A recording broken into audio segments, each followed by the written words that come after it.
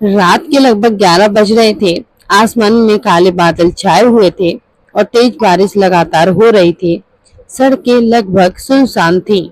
Bus stand के एक छोटे से कोने में एक लड़की भीगे हुए कपड़ों में चुपचाप बैठी थी। उसका नाम अनन्या था।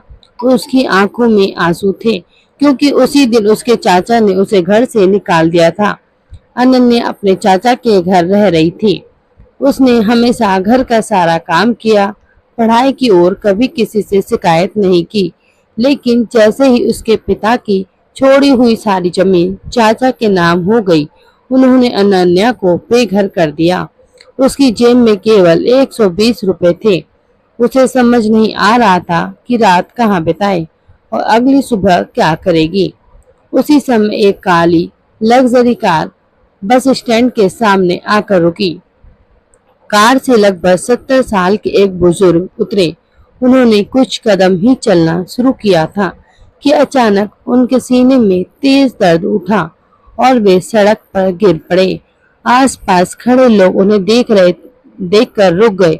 कुछ लोग मोबाइल से वीडियो बनाने लगे, लेकिन कोई उनकी मदद के लिए आगे नहीं आया।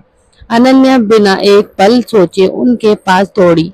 उसने उसने उन्हें उठाने की कोशिश की, लोगों से मदद मांगी और बड़ी मुश्किल से एक ऑटो रोककर अस्पताल पहुंचा दिया। डॉक्टर ने तुरंत उनका इलाज शुरू किया। लगभग 1 घंटे बाद डॉक्टर बाहर आए और बोले, अगर इन्हें 10 मिनट और देर हो जाती तो इनकी जान बचाना बहुत मुश्किल हो जाता। यह सुनकर अनन्या ने राहत की सांस ली।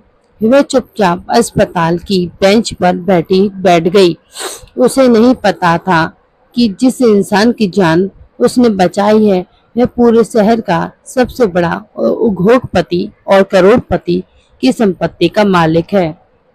कुछ देर बाद जब उस बुजुर्ग को होश आया तो उन्होंने सबसे पहले एक ही सवाल पूछा, वह लड़की का वह लड़की कहाँ है जिसने मेरी जान बचाई।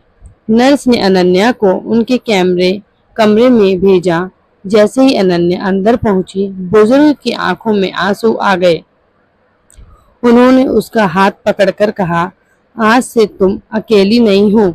आज मैं आज से तुम मेरी बेटी हो। अनन्या यह सुनकर हैरान रह गई। उसे बिल्कुल भी अंदाजा नहीं था कि उसकी जिंदगी अब ऐसा मोड़ लेने वाली है जिसके बारे में उसने कभी सपने में भी नहीं सोचा था।